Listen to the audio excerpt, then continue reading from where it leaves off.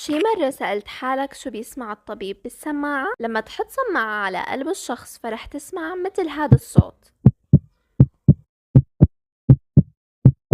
شو هو مصدر هذا الصوت؟ بداية القلب بيتكون من 4 حجرات: بطين أيمن، بطين أيسر، أذين أيمن، أذين أيسر. الدم الجاي من الجسم بيجي عبر الوريدين الأجوفين العلوي والسفلي للأذين الأيمن، بعدها للبطين الأيمن، بعدها للجذع الرئوي، للشريان الرئويين، للرئتين. والدم المؤكسج بيجي من الرئتين للأذين الأيسر، للبطين الأيسر، بعدها للأبهر اللي بينقل الدم لكل أنحاء الجسم. بين الأذينين والبطين موجود عنا صمامات تسمى بالصمامات الأذينية البطينية الاتريوفنتريكولار فالفز. هن صمامين: التاجي mitral valve بالجهة اليسرى، ومثلث الشرف tricuspid valve بالجهة اليمنى. وبين كل بطين والشريان الموافق عنا صمام شرياني أو يسمى بالصمام نصف الهلالي semilunar valve. بين البطين الأيمن والشريان الرئوي صمام رئوي pulmonic valve، وبين البطين الأيسر والأبهر صمام أبهري aortic valve. الصمام هو عبارة عن صفيحة ليفية تسمح بمرور الدم بجهة واحدة فقط من الأذين للبطين ومن البطين للشريان، وهالصمامات تنغلق وبتنفتح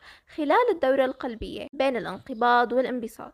الانقباض يلي بيكون فيه القلب متقلص وعم يضخ الدم للجسم، والانبساط اللي بيسترخي فيه القلب بيمتلئ بالدم. بالانبساط بيكون الدم عم يمر من الأذين للبطين لأن الضغط بالأذين أعلى من الضغط في البطين، لذلك بيكون الصمام الأذيني البطيني مفتوح لحتى يسمح بامتلاء البطين بالدم. لما يمتلئ البطين بالدم رح يصير الضغط فيه أعلى من الضغط بالأذين، بالتالي رح ينغلق الصمام ليمنع عودة الدم بالاتجاه العكسي. بالمقابل الضغط بالبطين صار أعلى من الضغط بالشريان الموافق، هالشي رح يسبب انفتاح الصمام الشرياني ليسمح بمرور الدم من البطين للشريان، وهي هي مرحلة الانقباض لحد ما يصير الضغط بالشريان أعلى من الضغط في البطين فبينغلق الصمام الشرياني. ولما بتنغلق هالصمامات تنتج موجة صوتية هي اللي بتعطينا أصوات القلب اللي بنسمعها. أصوات القلب 4، صوتين منهم بنسمعهم بالحالة الطبيعية وصوتين بنسمعهم بالحالات المرضية. الصوت الأول ناتج عن انغلاق الصمامات الأذينية البطينية، أي الصمامين التاجي ومثلث الشرف. وبما أنه هذا الصوت ناتج عن انغلاق الصمامات وليس انفتاحها، فالصوت رح يكون بعد ما امتلأ القلب بالدم، أي بنهاية الانبساط وبداية الانقباض متساوي الطول، وبيكون أخفض من الصوت الثاني وصوته يعبر عنه بكلمة لب. الصوت الثاني ناتج عن انغلاق الصمامات الشريانية، أي الصمامين الأبهري والرئوي يلي بينغلقوا بنهاية الانقباض متساوي الطول وبداية الانبساط، فالصوت رح يكون بهاي المرحلة وهو أعلى من الأول وصوته الدب. بما أن الصوت الأول رح يجي بعده انقباض والصوت الثاني رح يجي بعده انبساط، ومثل ما بنعرف مرحلة الانبساط أطول مدة من مرحلة الانقباض، فرح يكون الفاصل بين الصوت الأول والثاني أقصر من الفاصل بين الصوت الثاني والأول. الصوت الثالث بنسمعه بعد الصوت الثاني وهو ناتج عن سرعة مرور الدم بالنقل المنفعل من الأذين للبطين، وبهي المرحلة بيكون في عنا ارتخاء للبطين. ممكن نسمعه بحالات فيزيولوجية بسبب زيادة حجم الدم مثل الرياضيين، الحوامل، وحديثي الولادة، وممكن يكون مرضي مثل حالات قصور القلب الاحتقاني أو حالات فرط نشاط الدرع. الصوت الرابع نسمعه قبل الصوت الأول وهو ناتج عن تذبذب جدار البطين نتيجة دفق الأذينين للدم للبطين أثناء انقباض الأذين، وهم بيكون عنا النقل فاعل لأنه صار في انقباض الأذين، وهذا الشيء بيختلف عن الصوت الثالث يلي بمر فيه الدم بشكل منفعل، وهالصوت مرضي حتما بدل على قلة مطاوعة البطين، بيرتبط بأمراض مثل اعتلال القلب وتليف البطين. طيب منشوف الطبيب عم يحط السماعة بمكان ما على الصدر، هل هالمكان هو عشوائي؟ الجواب حتما لا، في نقاط محددة بتنسمع فيها أصوات القلب بشكل واضح أكثر من غيرها، وهالنقاط اسمها البؤر. البؤر هي مناطق فيزيولوجية وليست تشريحية تنسمع فيها أصوات القلب، وهي 4 بؤر. أول شيء البؤرة التاجية mitral area، تقع البؤرة التاجية في الورب الخامس أيسر القص،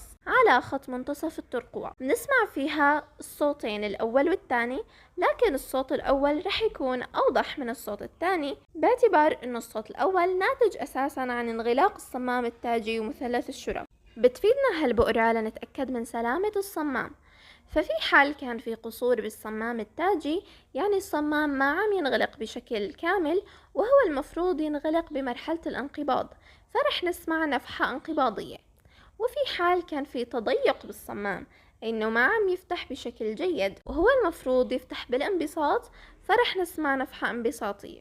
تاني شي، البؤرة مثلثة الشرف موجودة على غضروف الضلع السادس الأيمن، وبنسمع فيها الصوتين، لكن الصوت الأول أوضح من الثاني. وبنفس حالة الصمام التاجي، ففي حال كان عنا قصور بالصمام مثلث الشرف فرح نسمع نفحة انقباضية، وبحال كان في تضيق بهذا الصمام فرح نسمع نفحة انبساطية. ثالث شيء، البؤرة الأبهرية aortic area موجودة فوق غضروف الضلع الثاني الأيمن، وبنسمع فيها الصوت الأول والثاني، لكن الثاني رح يكون أوضح باعتبار إنه الصوت الثاني ناتج عن انغلاق الصمامات الأبهري والرئوي.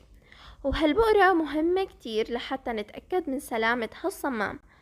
بحال كان في قصور بالصمام الأبهري، فالصمام ما عم ينغلق بشكل صحيح، هو لازم ينغلق بمرحلة الانبساط، بالتالي رح نسمع نفحة انبساطية. وبحال كان في تضيق، فالصمام ما عم يفتح بشكل جيد، هو لازم يفتح بالانقباض، بالتالي رح نسمع نفحة انقباضية.